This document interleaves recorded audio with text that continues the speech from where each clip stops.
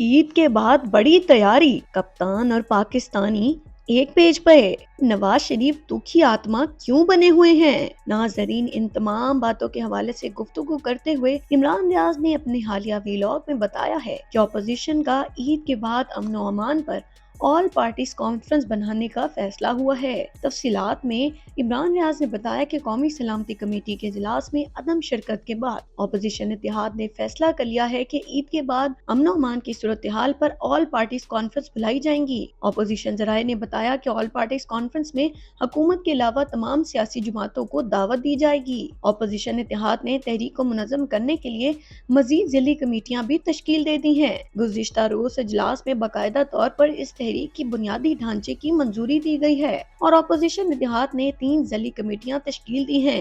ذرائع نے تفصیلات سے آگاہ کرتے ہوئے عمران ریاض کو بتایا کہ رابطہ کمیٹی کی سربراہی اسد کیسر کو دے دی گئی ہے۔ سیاسی سرگرمیوں اور رابطے کی کمیٹی حامد رضا کاظمی کی زیر نگرانی کام کرے گی اور تیسری کمیٹی عید کے بعد ملکی امن و سلامتی اور سیاسی حالات پر آل پارٹیز کانفرنس بلانے کے لیے تشکیل دی گئی ہے۔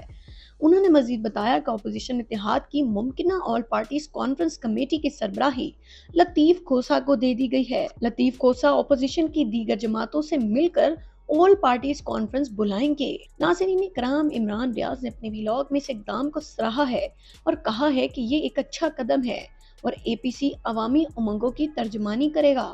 انہوں نے کہا کہ میری اطلاع کے مطابق اس اے پی سی میں حکومت اور باقی سیاسی جماعتوں کو بلایا جائے گا۔ اب جو اعلامیہ جاری ہوگا وہ اثر رکھے گا۔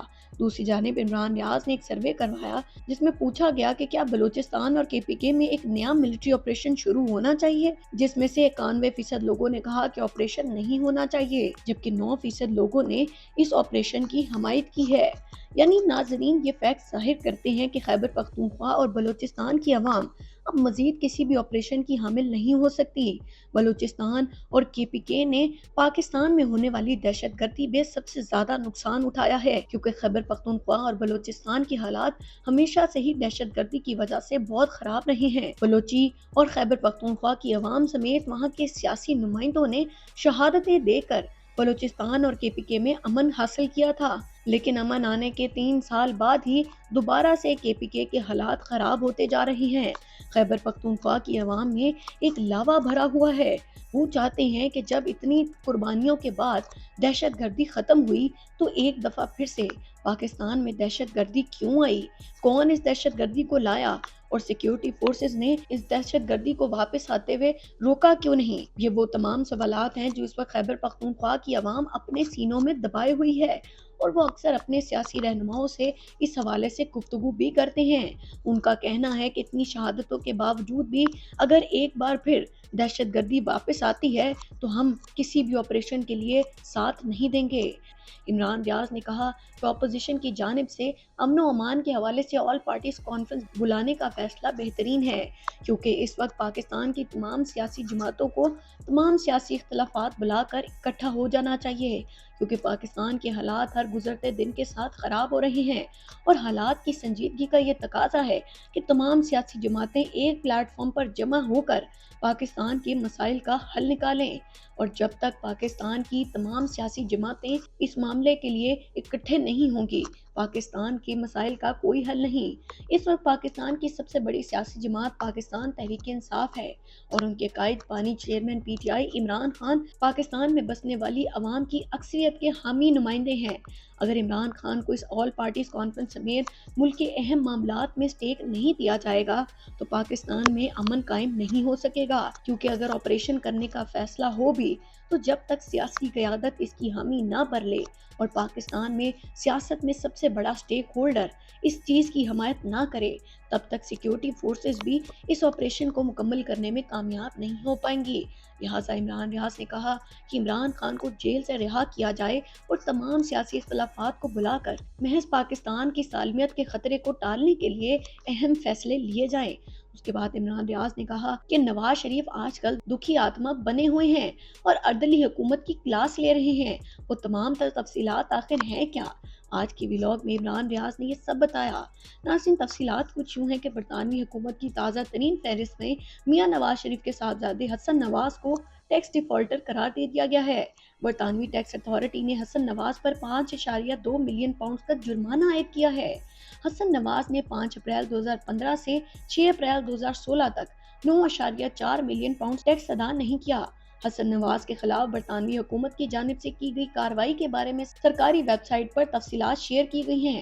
قانونی ماہرین کا کہنا ہے کہ چند ماہ قبل دیوالیہ ہونے کے باوجود حسن نواز سے جرمانے کی وصولی کا امکان ہے۔ واضح رہے دوستوں کہ برطانوی قوانین کے تحت قرضہ تو معاف ہو سکتا ہے، لیکن ٹیکس چوری کا جرمانہ دیوالیہ ہونے پر بھی معاف نہیں ہوتا۔ اس پر ان کی فیملی کا موقف یہ ہے کہ یہ 1 سال پرانا ہے۔ ناظرین، یہ تھی دن بھر کی اہم اپڈیٹس۔ اب تک کے لیے اتنا ہی۔ دیکھتے رہیے آج کی نیوز۔ اللہ حافظ۔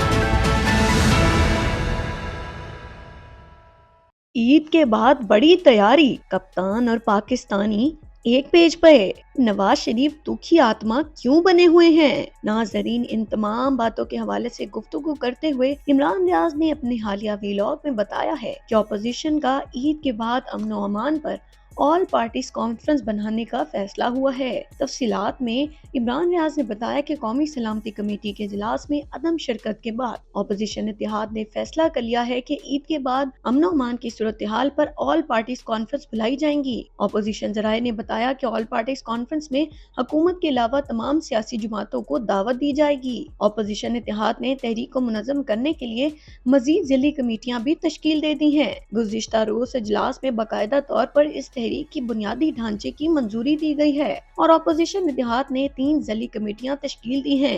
ذرائع نے تفصیلات سے آگاہ کرتے ہوئے عمران ریاض کو بتایا کہ رابطہ کمیٹی کی سربراہی اسد کیسر کو دے دی گئی ہے۔ سیاسی سرگرمیوں اور رابطے کی کمیٹی حامد رضا کاظمی کی زیر نگرانی کام کرے گی اور تیسری کمیٹی عید کے بعد ملکی امن و سلامتی اور سیاسی حالات پر آل پارٹیز کانفرنس بلانے کے لیے تشکیل دی گئی ہے۔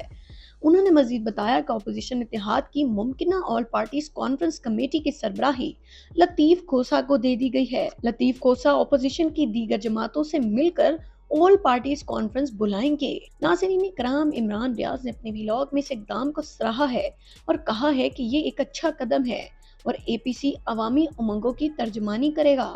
انہوں نے کہا کہ میری اطلاع کے مطابق اس اے پی سی میں حکومت اور باقی سیاسی جماعتوں کو بلایا جائے گا۔